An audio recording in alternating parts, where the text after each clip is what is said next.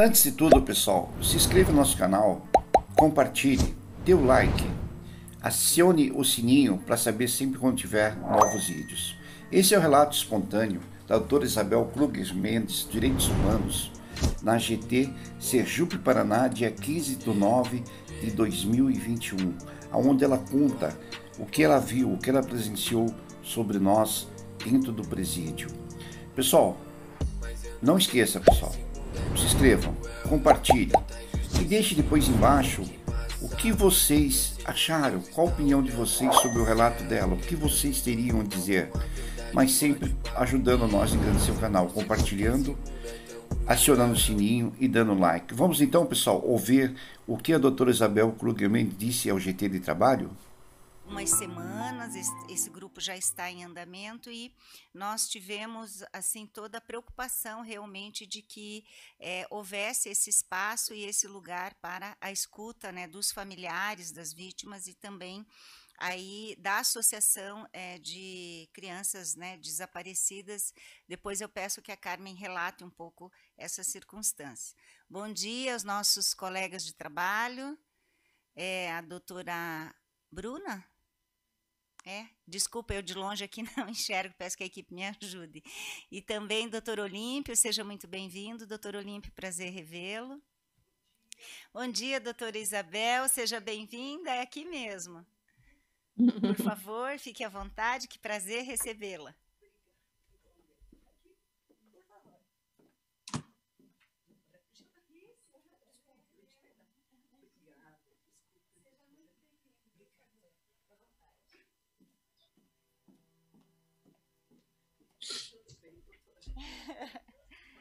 Doutora Isabel, chegando aqui à nossa sala.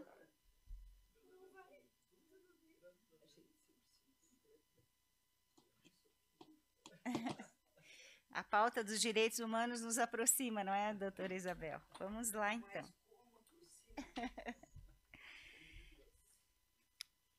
Nós, então, na data de hoje, temos como pauta, dentro da nossa programação, 2 relatos espontâneos que foram reorganizados a partir do plano de trabalho. A escuta do relato espontâneo é relativo ao eixo violações de direitos humanos. Dentro desse eixo, então, o convite realizado a familiares de pessoas desaparecidas, do caso Evandro, e também a Associação de Familiares de Pessoas Desaparecidas, além da doutora Isabel Mendes, que é nossa, né, grande amiga, defensora de direitos humanos, uma referência histórica aqui no Paraná, nessa pauta dos direitos humanos em vários aspectos, e é realmente um grande prazer recebê-la presencialmente aqui conosco.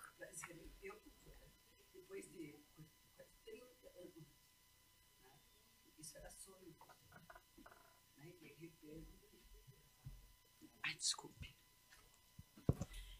Eu estou dizendo que o prazer, doutora, e o agradecimento a Deus é meu, porque há exatamente 29 anos, eu estava olhando a data do segundo dossiê, 30 anos, vai fazer 30 anos, 29 anos, e na realidade, doutora, era um sonho de ver que hoje autoridades estão resolvendo isso. Porque eu não vou me adiantar a dizer, o doutor Cláudio sabe, não foi uma nem duas, foram autoridades desde as internacionais até as municipais. E nunca, doutora, nunca, se eu recebi alguma vez algum retorno, foi encaminhado para as providências cabíveis. Jamais qualquer autoridade tomou providência, judiciário, legislativo e executivo. Então, eu agradeço a Deus e a vocês. Seja muito bem-vinda, então, também, né, o nosso convidado, o senhor Lucas.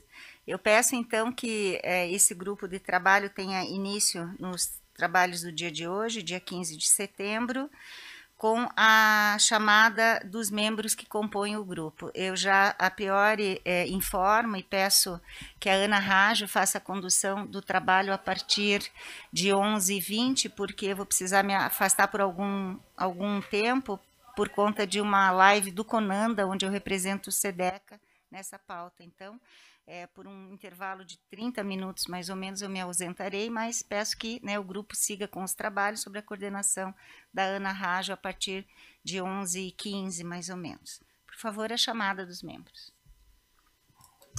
Bom dia a todos. Doutora Ângela Mendonça, chefe do Departamento de Direitos Fundamentais e Cidadania e coordenadora do GT Caso Evandro. Ana Rajo, coordenadora da Divisão de Direitos Humanos. Bom dia. Heloísa Zanon Garcia, técnica do Departamento de Direitos Fundamentais e Cidadania. Bom dia. Silvio Renato Fernandes Jardim, chefe do Departamento de Justiça. Carmen Lúcia Pereira da Silva, técnica responsável pelo Programa de Proteção para Crianças e Adolescentes Ameaçados de Morte. Bom dia a todos, presente. Dr. Marcel Jerônimo Lima de Oliveira, vice-presidente do Conselho Permanente de Direitos Humanos. Presente aqui, boa noite, boa tarde, bom dia para todo mundo. Bom dia! Nossa. Bom dia, doutor. Dr. Bruno Miller Silva, coordenador do Núcleo Especializado da Infância e Juventude, da Defensoria Pública do Estado do Paraná. Oi, bom dia.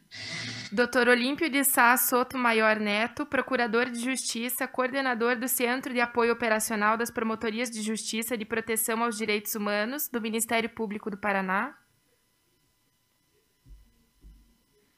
Dr. Rafael Moura, promotor de Justiça do Centro de Apoio Operacional das Promotorias de Justiça de Proteção aos Direitos Humanos do Ministério Público do Paraná. Bom dia. Regina Bley, técnica do Centro de Apoio Operacional das Promotorias de Justiça de Proteção aos Direitos Humanos do Ministério Público do Paraná. Bom dia a todos e a todas. Dr. Cláudio Marques Rolim e Silva, coordenador do Setor de Vulneráveis da Divisão de Homicídios de Proteção à Pessoa da Polícia Civil do Paraná. Bom dia, pessoal.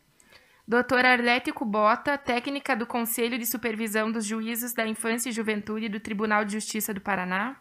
A doutora Arlete justificou a ausência, né? Isso. Dr. Rogério Nicolau, representante da Ordem dos Advogados do Brasil, Seção Paraná. O doutor Rogério encaminhou mensagem no grupo de que se atrasaria. Doutora Bruna Saraiva, presidente da Comissão de Defesa dos Direitos da Criança e do Adolescente, da Ordem dos Advogados do Brasil, Seção Paraná. Bom dia a todas e todos, é um prazer estar com vocês novamente. Dorival Braz Simões, do Conselho Estadual de Promoção da Igualdade Racial. Karine Rossani Piaceta Xavier, do Conselho Estadual de Promoção da Igualdade Racial.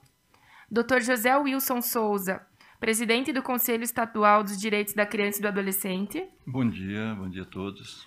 Valesca Fernandes, do Conselho Permanente de Direitos Humanos. Clau Lopes, do Conselho Permanente de Direitos Humanos. Bruna Ravena, do Conselho Permanente de Direitos Humanos. Dayana Bruneto, do Conselho Permanente de Direitos Humanos. E, por fim, Diego Souza da Silva, também do Conselho Permanente de Direitos Humanos. Na sequência, então, do nosso grupo, dos trabalhos do grupo de trabalho, então, a palavra da doutora Isabel Mendes, que, por favor, né, fique à vontade para nos trazer suas contribuições tão preciosas.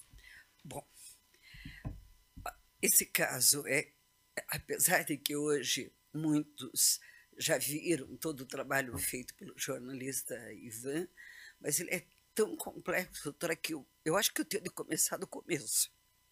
Tá?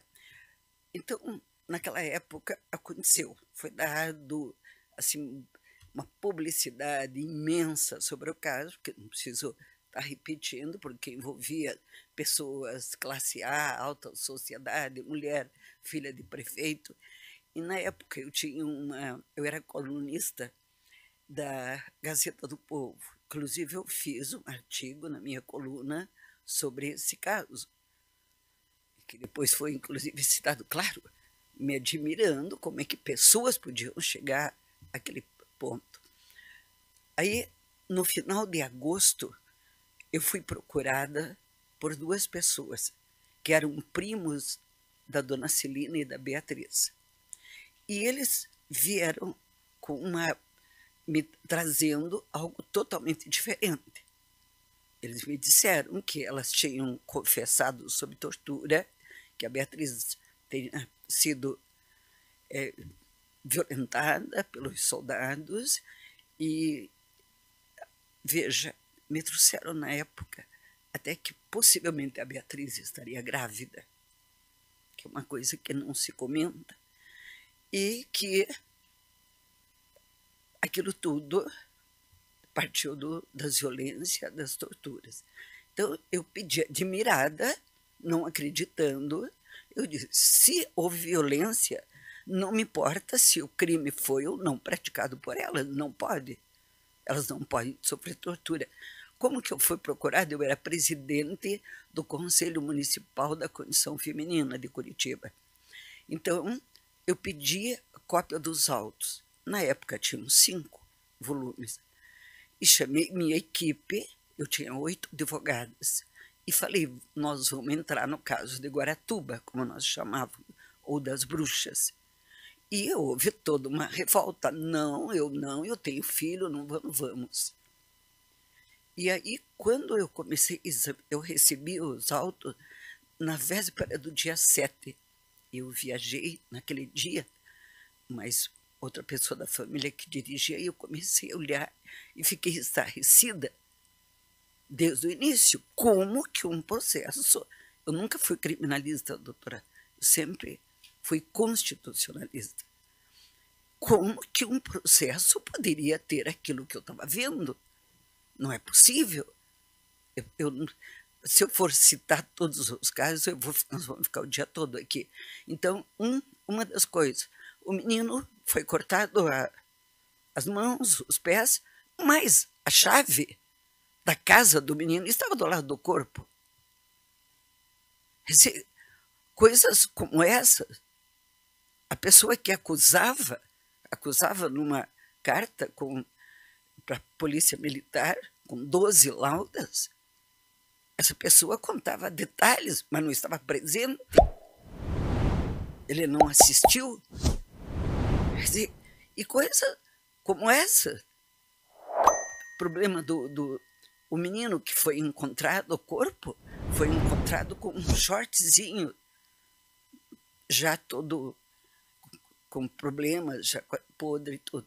Quando ele chegou em Curitiba, ele chegou com um short do menino. Aí, e aquilo tudo foi me chamando a atenção. E o meu pessoal, inclusive minhas advogadas, começaram a colaborar, porque eu pedi que todas lessem os autos, para que a gente pudesse fazer alguma coisa, né?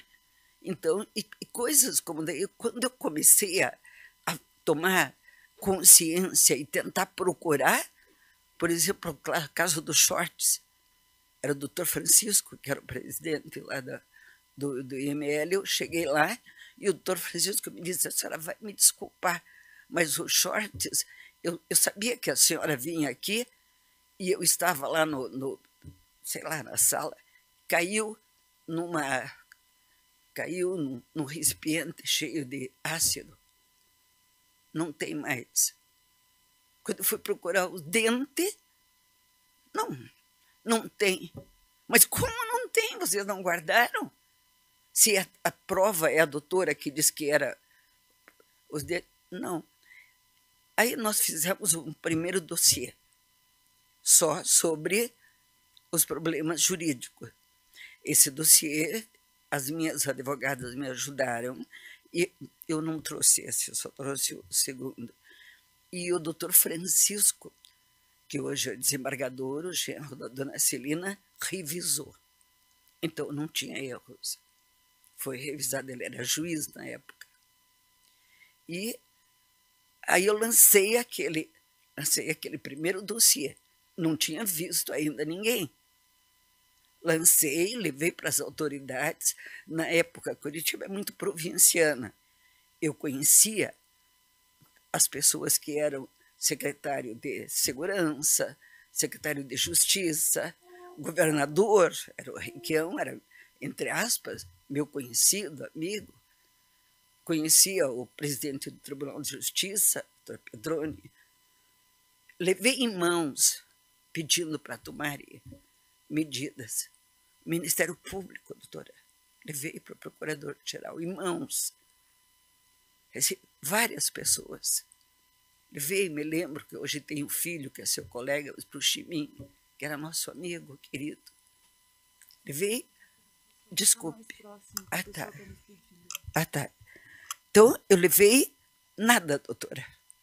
Nada foi feito. Aí eu fui conhecer as pessoas. Fazia 5 meses do caso, quando eu fui conhecer a dona Celina e a Beatriz. E quando eu fui entrevistá-la, primeiro, antes de ser advogada, eu era taquígrafo parlamentar. Só me deixaram entrar com caneta e papel. Então, eu taquigrafei, é isso que eu tenho aqui, eu taquigrafei, depois traduzi o depoimento delas. E aí fui ver o que a Beatriz e a dona Celina me mostravam. 5 meses passados, a Beatriz tinha todos os sinais da tortura. Os dedos queimados, todo queimado. Aqui, um corte que, segundo ela, todos viram, foi da fivela do cinto do primeiro estuprador. Me contou tudo e que ela não aguentou. E ela falou aquilo que eles mandavam, que a polícia mandava, que o coronel, desculpe, era capitão na época, o Neves, determinava. Aí fui ver, me contou em detalhes, não vou repetir porque hoje tem. Aí veio a dona Celina. Quando a dona Celina me falou, dona Celina começou dizendo para mim, doutora, a senhora é mãe, sou. Se chegarem e disserem para a senhora, mostrarem a sua filha sentada numa cama, com as calças abaixadas, sangue escorrendo, todos 16 policiais em volta, eles todos com máscara, né, clave, mas o chefe não, olhando na sua cara, o capitão Neves, e dizendo, só foram 2, faltam 14, para tirar o demônio dentro da bruxinha. Ou a senhora fala, ou tem mais 14. Portanto, a qualquer momento pode ser. O que a senhora faria? Eu faria o que a senhora fez, dona Celina. E aí eu perguntei, dona Celina, a senhora foi torturada? Fui. O que aconteceu, dona Celina? Aí quando ela começava a me contar, recebi tapa aqui, recebi ali, foi isso, aquilo, e falei, a senhora sofreu abuso sexual? A dona Celina caía em choro, desesperada. Não posso, não quero falar. Depois que o seu Aldo morreu, foi que ela falou. Bom, aí coloquei aqui. Aí eu digo, agora eu vou ver os homens. Fui ver o Cristofolini e o Bardelli, eles tinham advogados, então eu consegui entrar.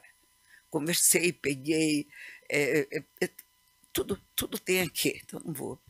Então, o pau de arara, a forma que levaram, a sala de tortura em que eles foram levados, o que aconteceu, e o Bardelli, eu me lembro que ele contava, ele fez um pedido para mim no final, que é até o tragicômico. Aí ele me contou, doutora, quando eu tenho dentadura, quando eu estava no pau de arara, a minha dentadura foi para minha garganta, eu estava morrendo. Aí veio um policial e arrancou. E daí, no final da entrevista, ele falou para mim, eu tenho um pedido para ele fazer. Será que a senhora não tenta ver se eles guardaram a minha dentadura, a senhora me devolve? Quer dizer, o tragicômico, né? Então, vi. Aí eu fui ver os 3 homens. Doutora, não consegui. Lutei com todas as forças, não consegui. Daí o que eu tive de fazer? O Estado tinha nomeado, eles eram muito pobres, nomeou a doutora Estela como defensora. E aí, o que nós veio, e foi a possibilidade de vê-lo, eu entrei como assistente da defesa da doutora Estela. Aí eles foram obrigados a me deixar ver os homens. Fazia 11 meses.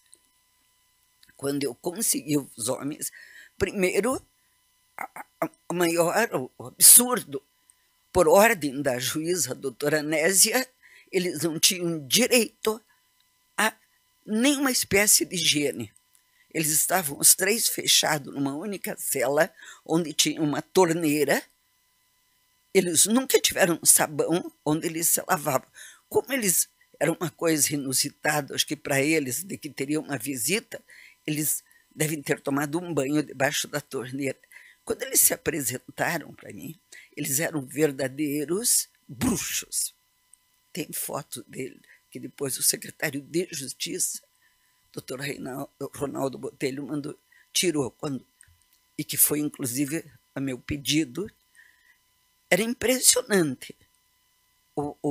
Depois que foi secando, o Oswaldo Marceneiro fechava com uma barba enorme. Os outros, eles tinham, acho que o Davi era mestiço, meio cafuso, então caía aqueles, vamos dizer, barba, que era uma coisa terrível. Então, o Vicente de Paula, a mesma coisa. Aí eu conversei e eles me contaram e foram me mostrando. Olha, doutora, 11 meses, eu fiquei impressionada.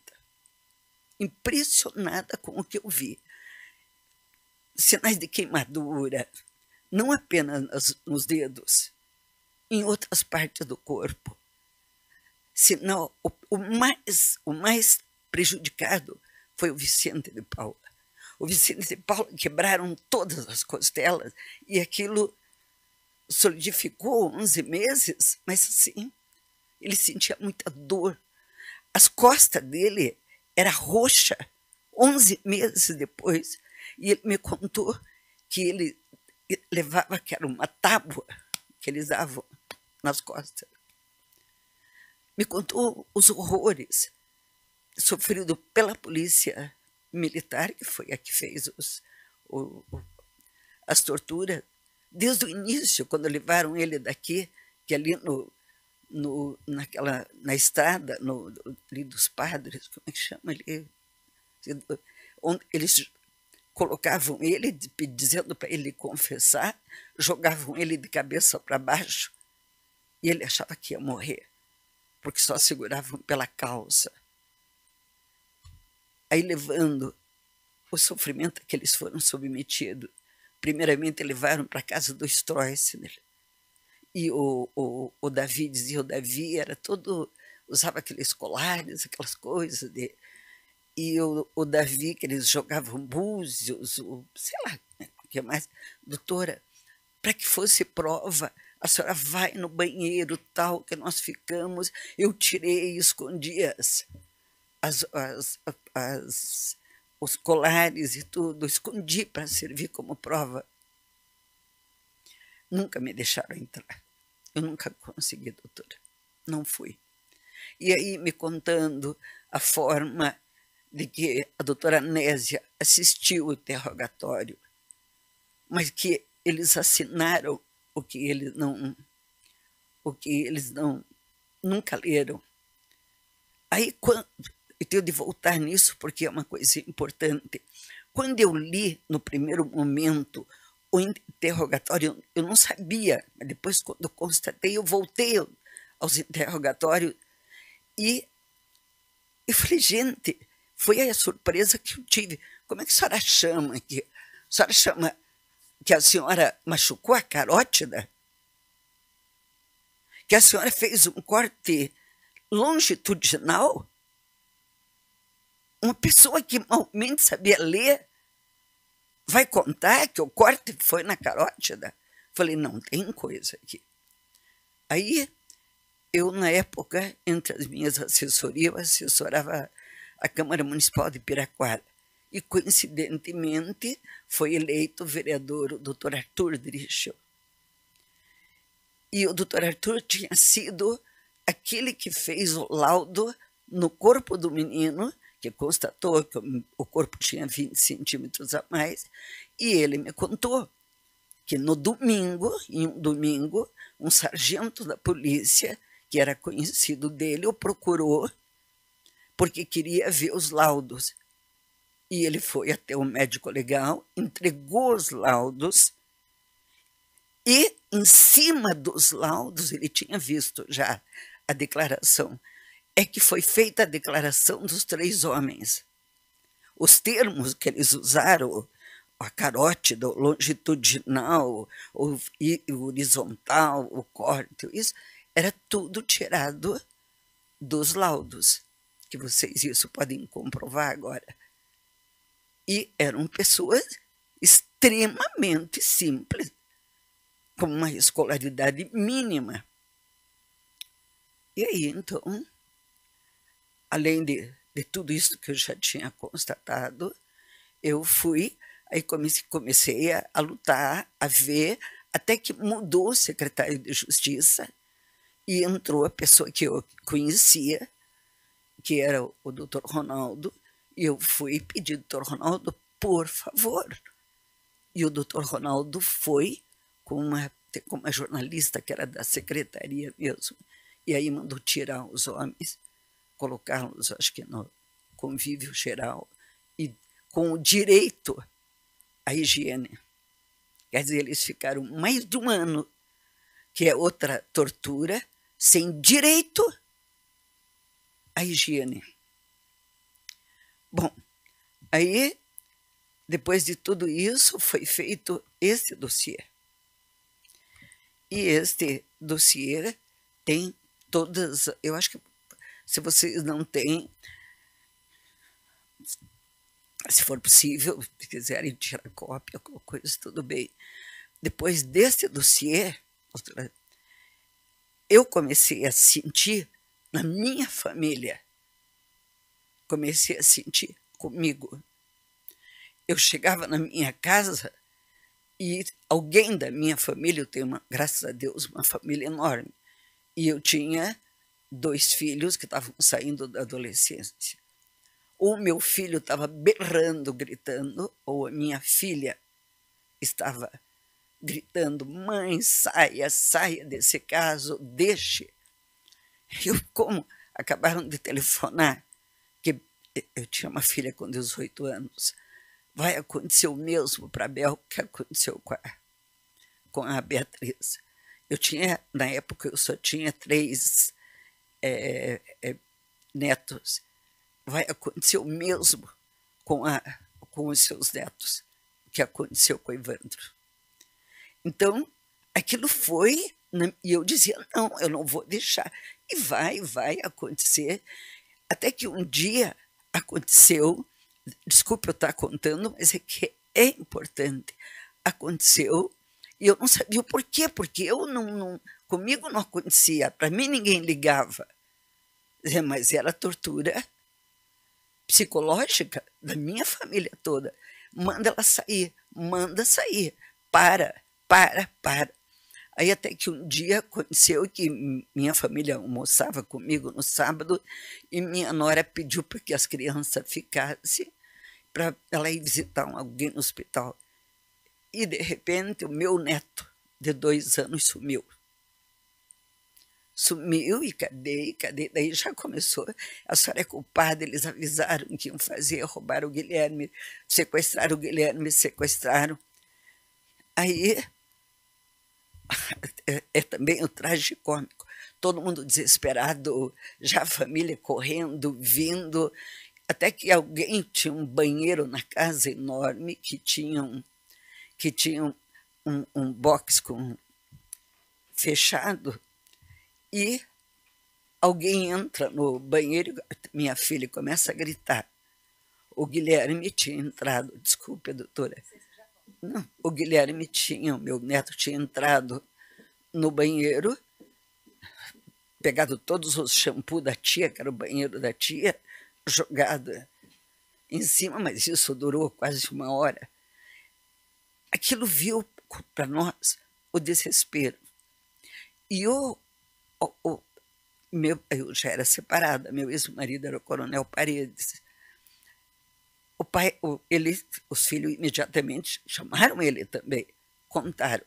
Na segunda-feira ele foi no quartel, numa reunião onde era o Capriotti, o comandante, e disse: se acontecer alguma coisa para Isabel, qualquer alguém da minha família, eu vou matar o Neves e você. Vocês dois são os culpados.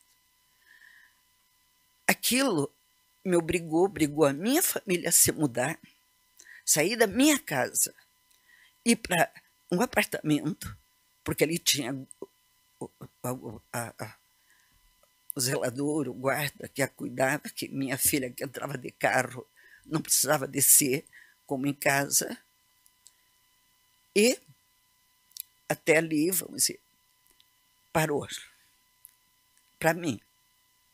Mas as coisas continuaram da mesma forma. O Neves continuou tudo aquilo que indiretamente ele podia fazer, ele fazia. Então, isso vinha para minha pessoa, que não tinha nada a ver.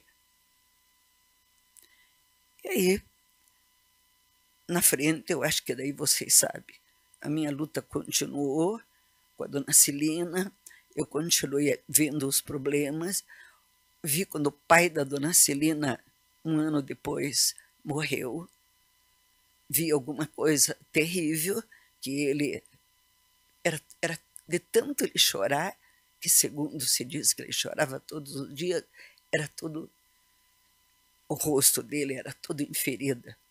Aí vi o pai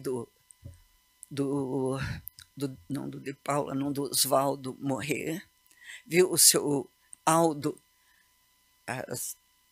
acabar tendo câncer do nervoso que ele ficou, quer dizer, depois morrendo. Fui vendo a destruição de todas essas pessoas, a luta dos advogados, a luta de tudo, e aquilo que eu disse no começo, eu continuei pedindo para as autoridades, eu continuei levando, de tudo que eu fiz, eu sempre oficializei tudo. Eu nunca tive resposta. Eu sempre questionei como... eu tenho de contar isso. Um dia, o doutor Francisco, ele sempre me dizia, por que não tem forro a casa, a sala onde o Diógenes Caetano denunciou que foi feito o ritual? Não tem forro, não tem portão. Até que um dia o doutor Francisco, eu não entendia, como, doutor Francisco? Aí o doutor Francisco disse, a senhora quer ir ver? Quero. Aí o doutor Francisco me levou. E isso foi no ano seguinte. E eu chegando lá, eu fiquei besta. Por que não tinha forro? Porque é como se tivesse uma cobertura como esta aqui, e para baixo foi feito com uma distância enorme, foi feito era um quadrado. Dentro desse quadrado tinha uma mesa antiga, tinha um cofre da altura de um homem e tinha 2 cadeiras. No cantinho tinha um banheiro, na frente do banheiro tinha uma janela aberta, onde tinha o relógio ponto, que os funcionários chegavam ali e faziam. E do outro lado tinha um tipo de uma tábua com equipamento que eles pela própria janela pegavam. Aí, na hora que eu cheguei, eu disse, mas como é que entraram essas coisas aqui? Porque só tinha uma porta e daí tinha uma janela enorme, sem cortina, que dava para a rua. E na rua tinha um portão, não tinha portão, abertura de um portão, onde entravam os caminhões, que era uma fábrica de cacheta. Quando eu fui, era um ano e pouco depois, tinham 26 funcionários. Na ocasião do ritual, tinha 54 funcionários. Aí eu fui conversar com os funcionários. Vocês estavam aqui? Estavam. O que vocês viram? Vocês viram o choro de criança?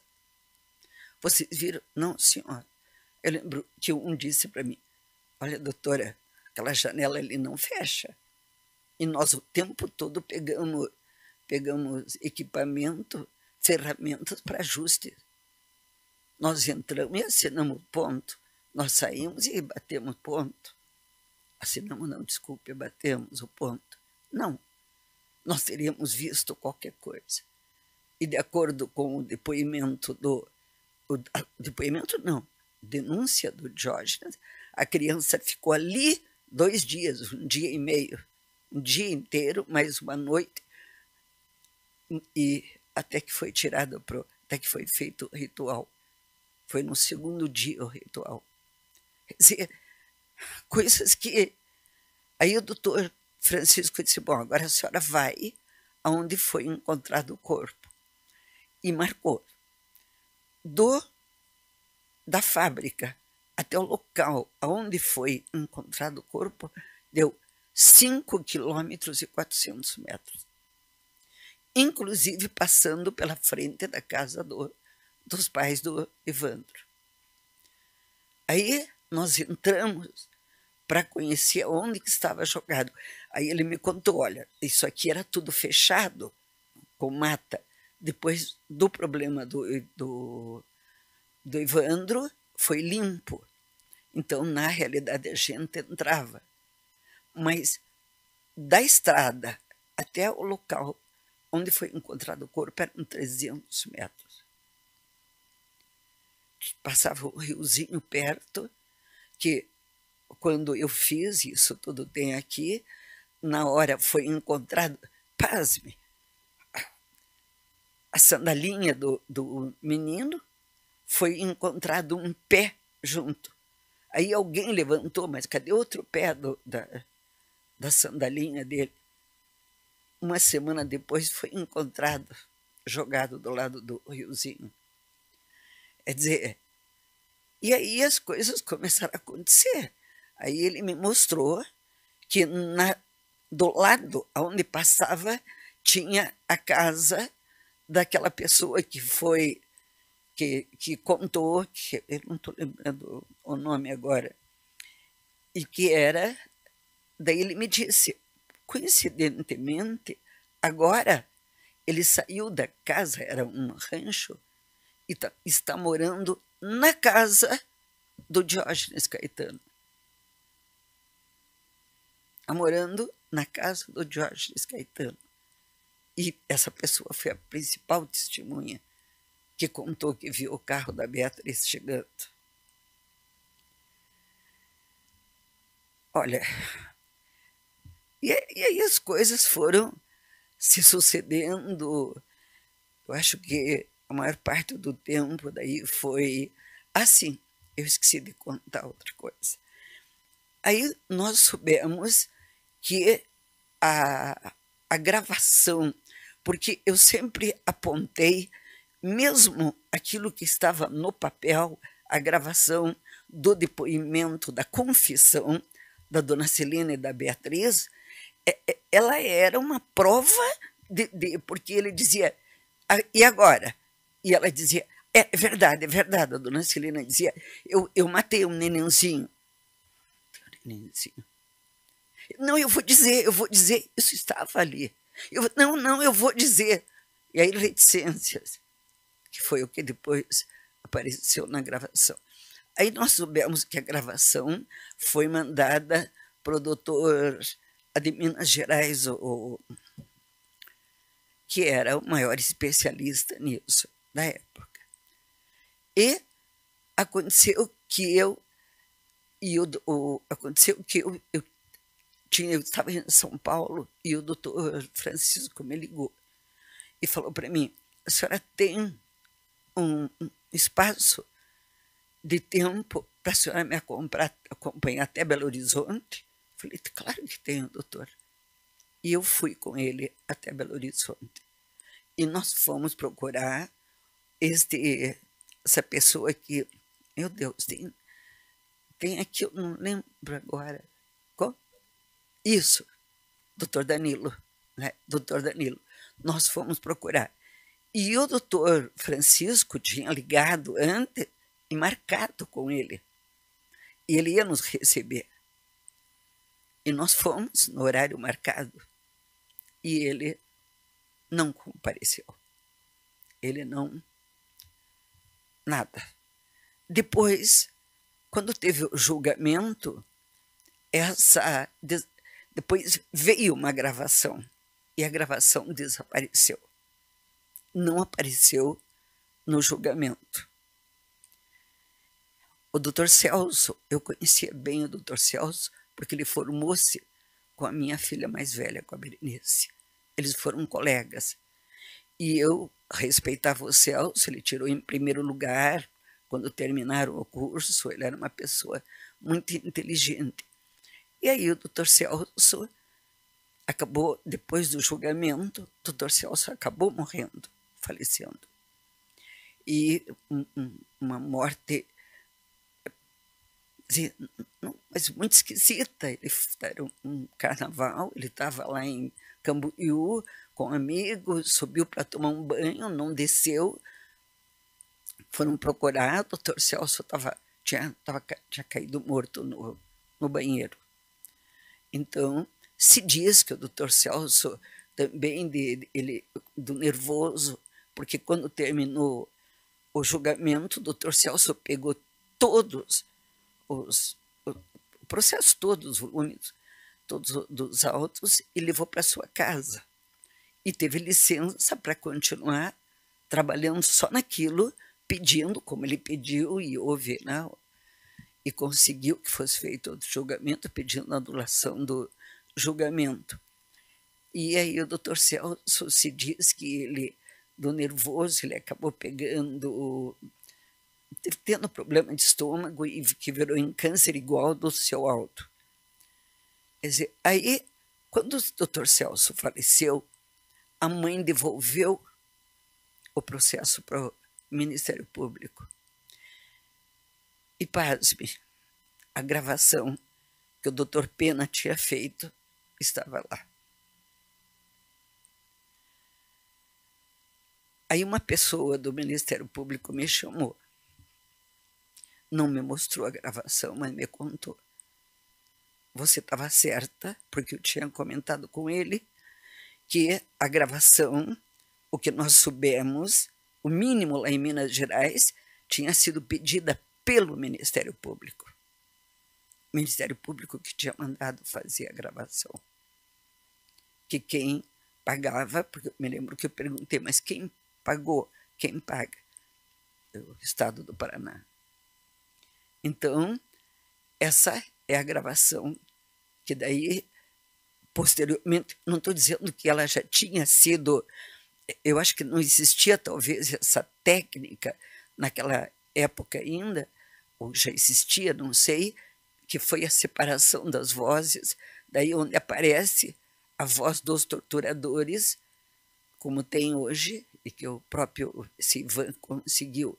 Então, não sei, não posso dizer porque eu não escutei a gravação.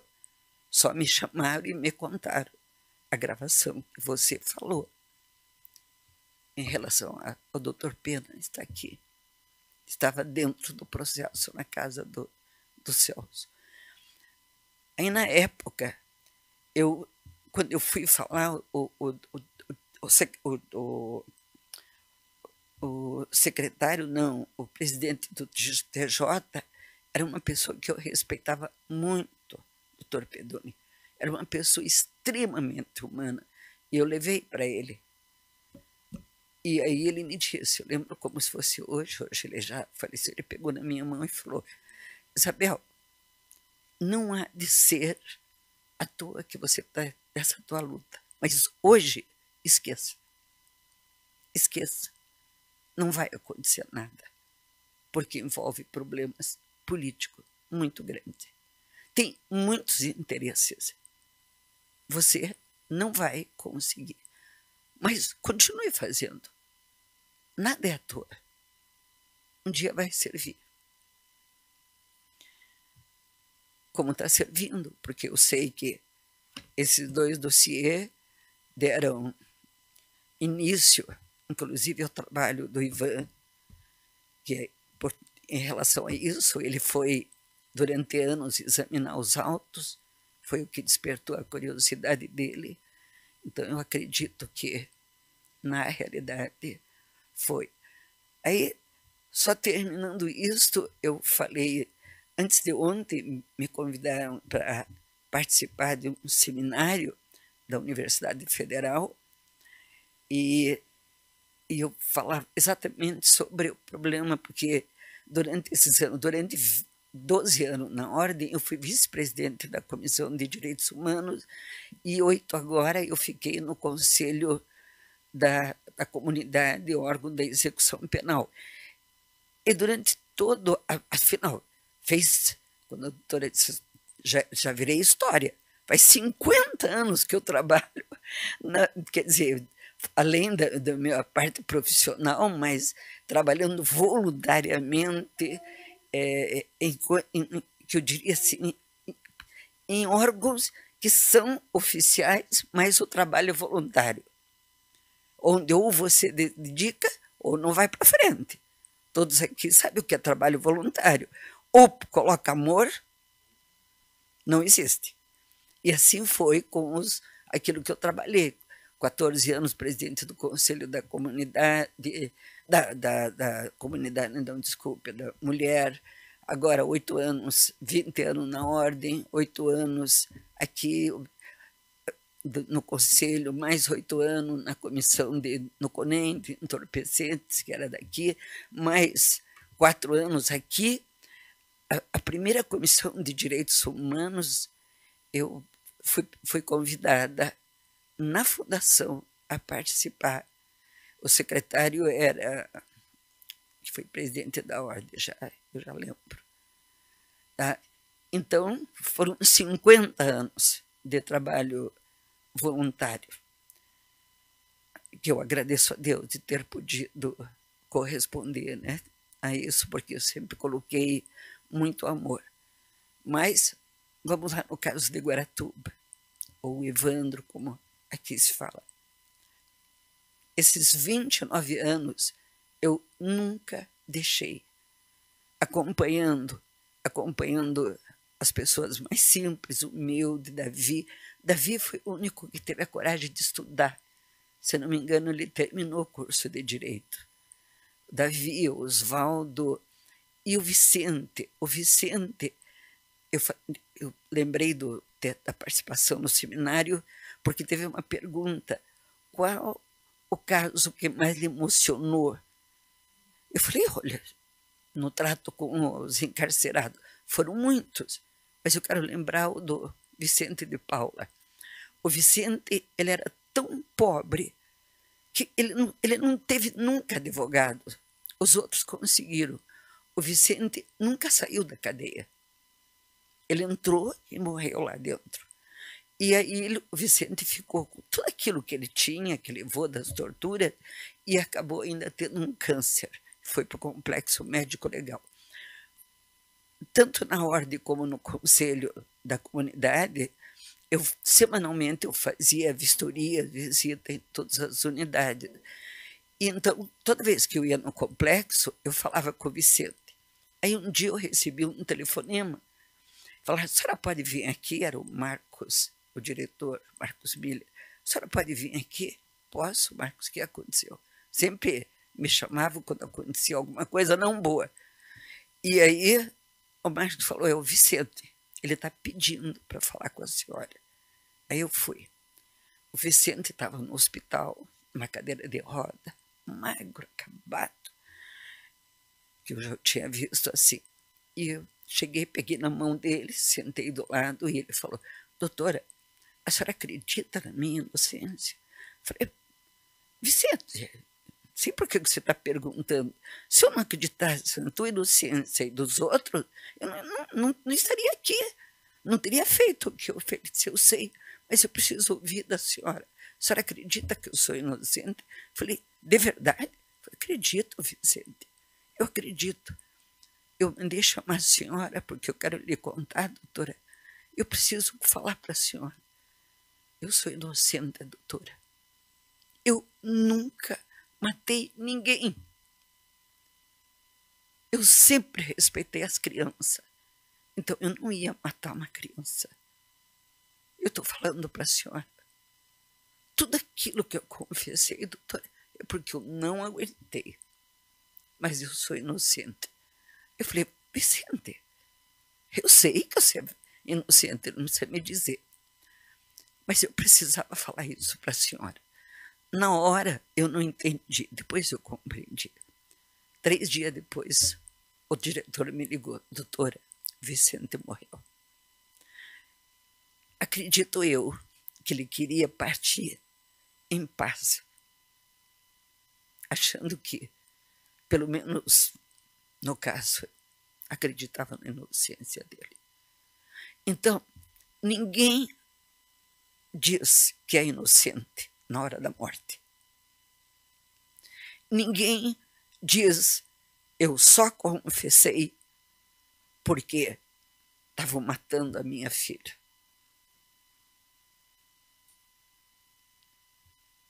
E assim foram todos os outros. Foram aqui o que todos os outros me disseram.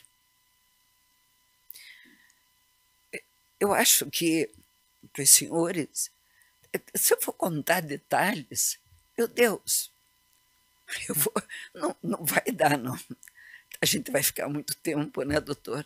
Você já teve com o doutor Cláudio, nós já estivemos muita coisa junto, né, doutor?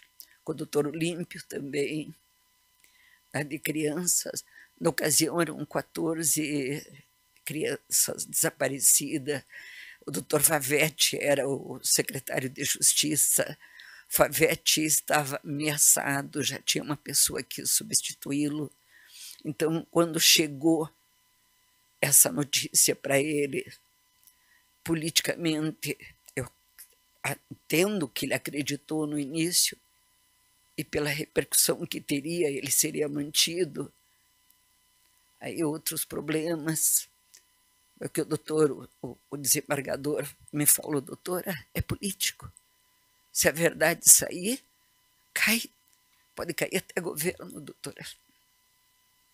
Não vai acontecer nada. Senhora, não vai acontecer. Depois, a Sheila Bage, esse dossiê, os dois, tornou-se público. Eu me lembro que a Sheila chegou e me falou, a senhora me autoriza a traduzir para o inglês, vou mandar para a Comissão de Direitos Humanos da ONU. Foi mandado. Foram mandados para todas, aquilo que eu disse no início, para todas as autoridades. Mas eu acredito que a verdade, né, é como o azeite pode se colocar no fundo de um tonel, ele acaba vindo para cima. Então eu fico feliz de que vocês hoje estão buscando a verdade. São muitas e muitas coisas que eu tenho, que eu lembro de todas, mas que não é possível trazer aqui os pormenores das lutas, daquilo que eu tenho certeza que depois que eles saíram, os homens saíram, eles não tiveram mais tortura. Eu esqueci de contar, eu falei da Beatriz, eu tenho de contar. Alguém da família me disse que a Beatriz estava possivelmente grávida, pelo que ela estava se queixando para a família. E daí, um belo dia, eu cheguei lá e a dona Celina e a Beatriz me contaram que eles tinham chamado médicos para fazer exame nas mulheres, coisa que nunca tinha. E que quando a Beatriz foi fazer exame, era quase 2 meses que elas estavam lá. Foi feito um tipo de uma curetagem. a Beatriz. A Beatriz pode contar isso bem. E que a Beatriz vieram a sua menstruação com sinais de que tinha ocorrido um aborto. E eu me lembro que, na ocasião, algumas pessoas da família falaram, graças a Deus, imagina se nascesse essa criança. E eu disse, não, essa criança seria a solução para tudo. Que pena que morreu. Que pena que não deixaram. Eu acho que a Beatriz pode falar bem sobre isso. Então, eu acho que é isso. Eu estou à disposição, posso explicar tudo aquilo que eu talvez deixei, porque é muita coisa, com os homens, com todos eles. Depois foi a coisa que o julgamento, né? Sou doutor também ao par, 34 dias, né, de julgamento. Aí continuou, eu sempre, até o final, eu continuei. Eu me lembro que não faz um pouco antes dele, lógico, morreu, porque daí foi promovido, já era o coronel Neves. O Neves sempre ele manteve um ódio enorme da minha pessoa. Teve uma audiência pública onde nós nos defrontamos na Assembleia. E ele deixou claro, inclusive para público, eu é que perseguia, eu é que atrapalhei as investigações. Eu coloquei muitos óbices no trabalho em que eles tinham feito. Depois aconteceu o que aconteceu, ele foi morto por uma pessoa que ele, sei lá, teria também sentido, né? Eu acho que é isso. É a história de uma tragédia que envolveu, não foram 7 pessoas. É isso que eu ia comentar. A família da dona Celina viram coisas boas. Até hoje, a pessoa que me procurou foi o Nassib Abage, primo. E o Nassib é como um irmão para mim até hoje. Tornou-se, sim, meu grande amigo. Então, eu soube o que passou. Na época, teve que era um juiz de direito, foi meu professor, o professor Abage, foi meu professor de direito do trabalho. Ele teve um infarto. Aí teve uma outra irmã do seu Aldo, que teve, do nervoso e tudo, teve um derrame. E foi uma tragédia. Aí as crianças sofriam bullying, não podiam ter o nome Abage na roupinha, porque senão sofriam bullying, vocês são das bruxas. Então, a família teve de tirar o nome das crianças. As crianças não podiam falar Abage, porque eram agredidas, sofriam bullying. Então, eu fui acompanhando a tragédia 2/7 e a tragédia que foi envolvendo as famílias, né? Então, foi realmente alguma coisa que foi o que a doutora Ângela falou para o Lucas. Eu não vou repetir, que foi tudo, houve muita junção, eu sofri. Eu me lembro um dia que eu fui depois ela veio me pedir desculpa. Era a mãe daquele menino que depois a mãe foi deputada, vereadora, Arlete. E a Arlete, numa primeira vez, ela me enfrentou, era num local público, e ela veio e me disse, eu não acredito como uma pessoa, ainda me chamou de inteligente como a senhora, até a coragem de defender essas bruxas que mataram uma criança. Depois, passado tempos, a Arlete era deputada, eu fui na Assembleia e a Arlete veio, pegou na minha mão e falei, desculpe por aquela vez, eu estava muito nervosa. Eu falei, não tem problema, não deve.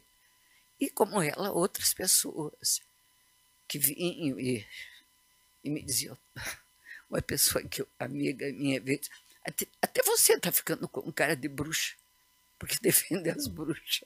Eu falei, tá bom. E daí, pela frente, né? N coisas, eu nunca liguei para isso.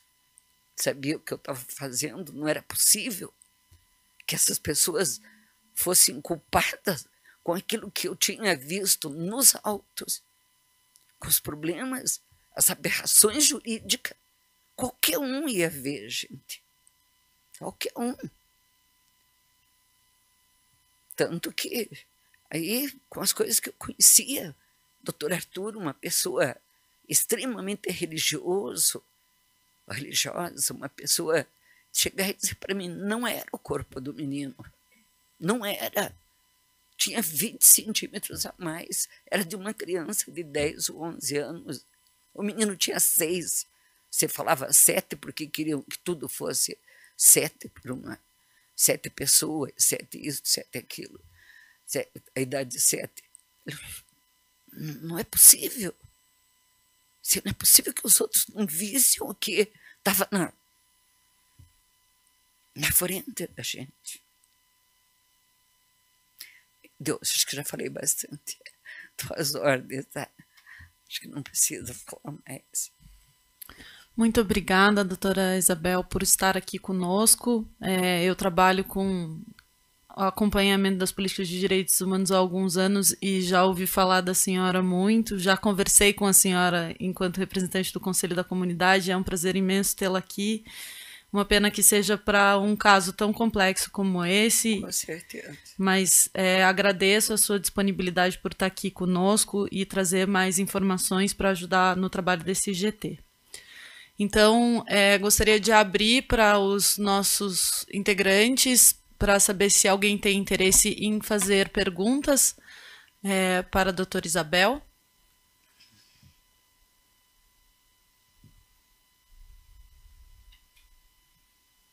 Dos nossos aqui presentes, o doutor Marques gostaria de fazer pergunta. Doutor, fique à vontade. Doutora Isabel, eu até agradeço imensamente a senhora, a gente já se conhece de longa data. A questão de defesa de direitos humanos as pessoas muitas vezes não compreendem, né?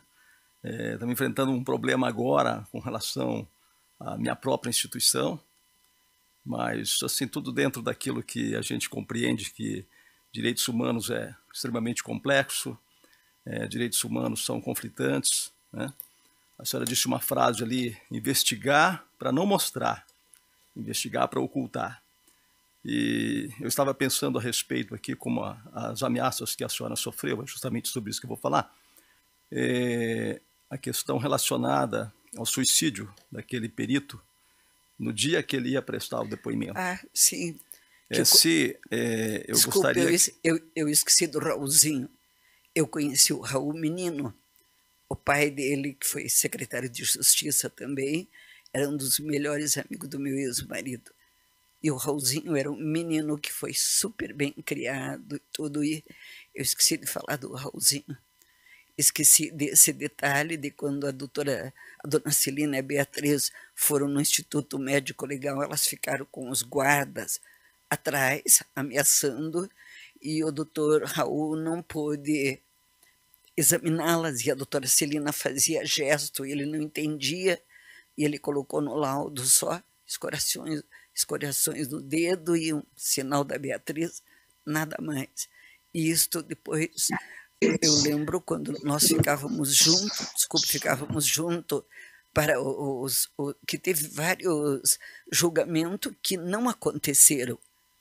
Eles eram convocados, nós ficávamos lá na Polícia Civil de vocês, a gente ficava da escola. Então, procurávamos separar quem era da defesa e da acusação. E eu não conversava com o Raul, mas eu vi o Raul extremamente nervoso, de cabeça baixa na hora de almoço, que a gente ficava 2, 3, 4 dias, né, lá, e depois no julgamento também, e o doutor Raul ficava, e foi na véspera de que ele ia depor do julgamento, ele suicidou-se. Foi no... Os pais dele, Dona Corina e o doutor Raul, eram pessoas maravilhosas, que com todo o amor ele foi se suicidar no túmulo do pai, né? Foi extremamente, sabe, alguma coisa que marcou a gente também, foi o suicídio do doutor Raul. Então... Sim, era justamente sobre essa questão da pressão, né? Toda essa situação política, toda essa situação de que, na verdade, eu estou aqui com até o relatório da Polícia Militar, do Serviço Reservado ali, e eles colocam aqui que eles iriam analisar o fato sob 3 hipóteses. A primeira, magia negra, a segunda, venda de órgãos, e a terceira, tráfico de drogas. Ou seja, eles pegaram uma das hipóteses, né? E ao invés de fazer uma investigação pelo relato que nós temos ouvido aqui, eles pegaram uma das hipóteses e seguiram aquela hipótese sem... a senhora não tem... Era só isso que eu queria perguntar. A senhora não tem dúvida nenhuma. Essa questão da ameaça, a senhora não chegou a registrar boletim de ocorrência? Não, porque a família, né, do meu ex-marido era toda militar, da Polícia Militar, a família Paredes, e... eu sabia que com o que ele falou para o comandante, e eles iam parar, como realmente pararam. Eu não achei que, na ocasião... Aí entra também, de repente, não deixa de ser a parte política da gente. Por que eu não devo... Eu não estou lembrado, mas por que eu não fiz, não dei parte? Não dei parte porque seria contra a polícia que meus sobrinhos, meus cunhados, meu ex-marido, o pai dos meus filhos pertenciam. Então, a gente fica, né, então, mas sempre houve, né? E aquilo que eu falei para o Lucas, houve sempre da minha parte um questionamento em cima do Diógenes Caetano. O Diógenes Caetano, isso também, isso tem alguma coisa que eu fiz. Ele era sobrinho de um delegado que se considerava o maior entendido em magia negra, oculta do Paraná. Tinha uma biblioteca, e ele morava com esse tio. E o ritual tem, vamos dizer, a forma da missa negra, né? Do ritual de magia negra, desses rituais. Então, nada disso, eu sempre questionei isso. Mas então, essa pessoa que denunciou estava lá? Como é que você sabe que tinha X pessoas? Como você sabe que foi feito isto, feito aquilo? Eu sempre questionei. E questionei aquilo que o Lucas falou. Quando ele veio a público, que a imprensa deu toda a cobertura, dizendo que ele sabia que tinha sido as abages que jogaram, botaram num saco com pedras e jogaram. Me lembro que eu vi fotos dele mostrando, foi aqui que jogaram. Meu Deus, para você mostrar uma coisa dessa, você tem de ter visto. Você mostrar um ritual, você tem de ter visto. Mas nunca foi levantado isso.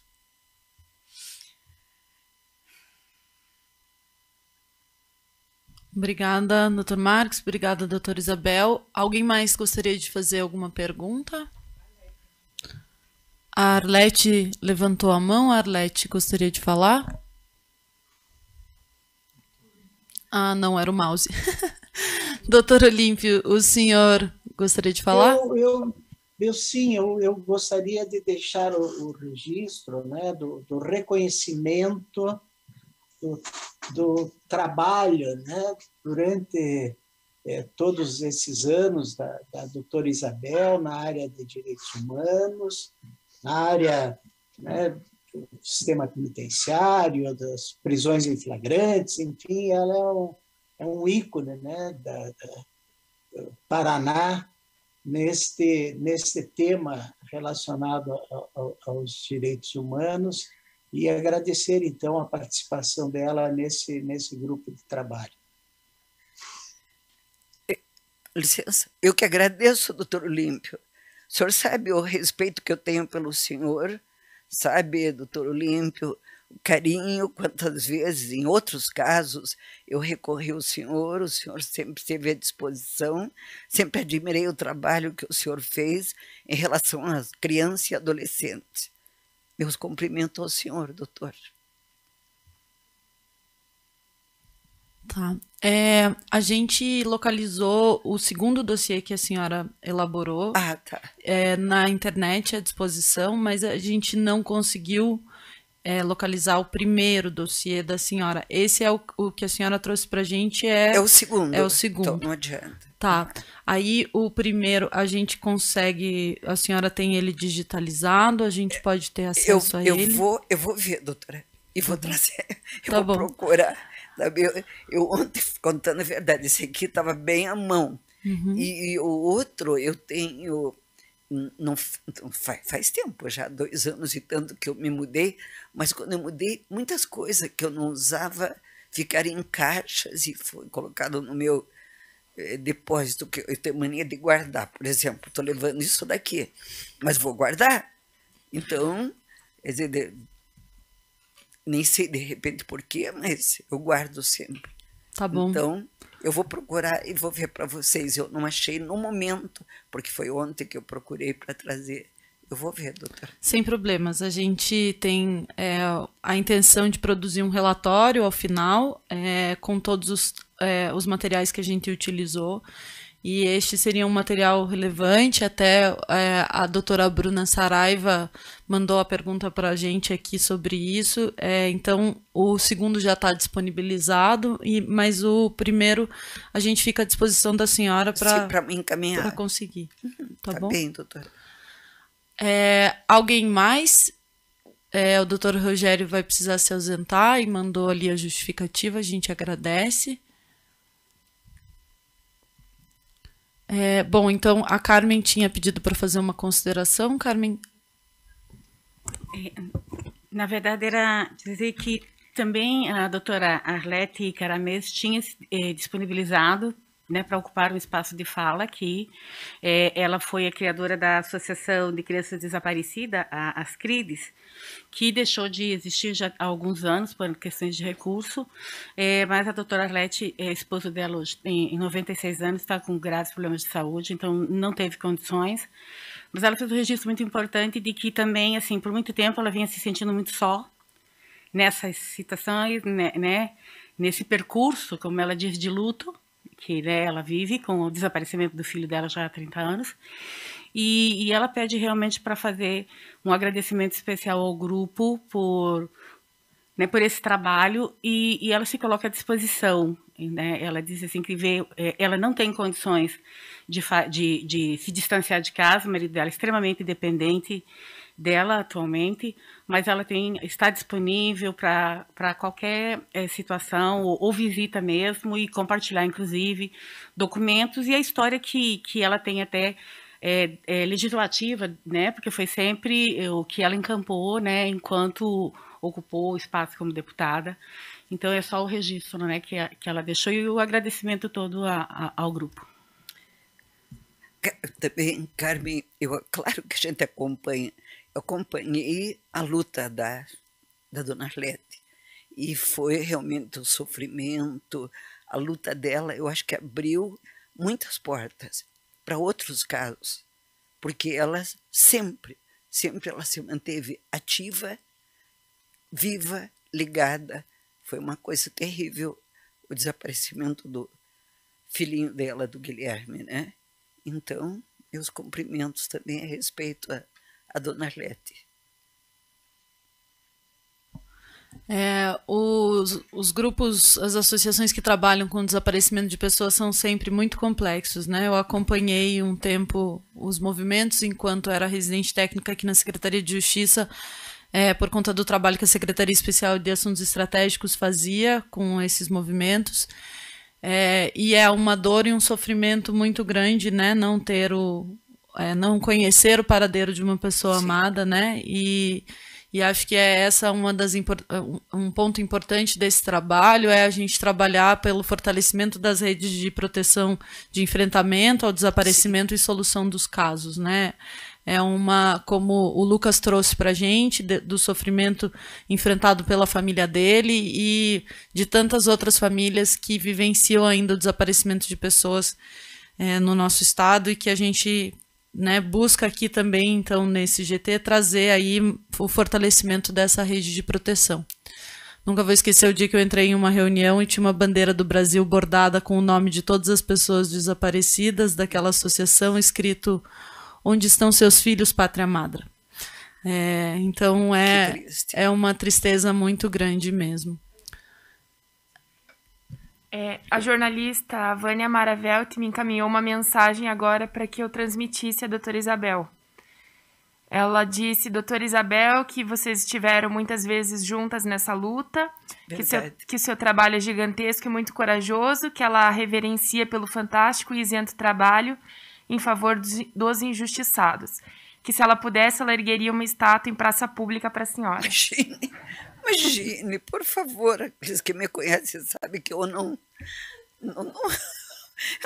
imagine coisa da... É verdade, ela, Vânia, como ela foi além de jornalista, né?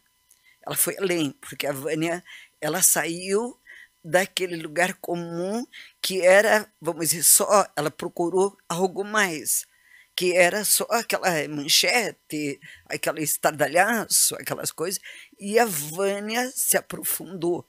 Então a Vânia entrou realmente, né, no âmago da questão, vendo a dor, o sofrimento, porque é terrível. Eu vejo, talvez, até o trabalho que até hoje eu faço, claro que tem, mas eu não ligo, pode criticar à vontade, que eu não ligo. E às vezes me perguntam, como que a senhora tem coragem de defender isso, aquilo? Eu falei, olha, gente, isso agora, né, meu trabalho que é com os encarcerados, e eu digo, olha, gente, eu me coloco no lugar deles. Não quero saber o que foi que eles fizeram, porque eles já foram condenados pela dívida contraída com a sociedade. Estão pagando. Mas isto não significa que a condenação tirou os direitos humanos deles. Quer dizer, isso agora, hoje que eu estou falando, eles têm direito, sim, a uma cama, têm direito, sim, a um prato de comida, têm direito, sim, a um momento no sol, têm direito, sim, a um trabalho, têm direito, sim, a poderem sair de lá e serem inseridos na sociedade. Então, eu me coloco também no lugar das famílias que perderam os seus entes queridos. Eu tenho hoje, viu, doutora, contando agora, sou a bisavó feliz de 13 bisnetos. Acabou de nascer minha última bisnetinha, Esther. Então, eu me coloco, doutora, minha bisneta, primeira acabou de fazer 12 anos, e a 13ª acabou de nascer. Não são muitos, porque os netos são 18. Então, nem são muitos ainda. Então nossa, é mesmo, minha família, eu agradeço a Deus todos os dias. Eu me coloco, imagina um neto, um bisneto meu. Eu sempre me coloquei, talvez, isso é que me deu força, ânimo, coragem de lutar, mesmo que não desse resultado, mas pelo menos era a minha consciência que eu estava fazendo, o amor à minha família. Imagine se eu tivesse aqui, eu brigando por um neto, por um bisneto.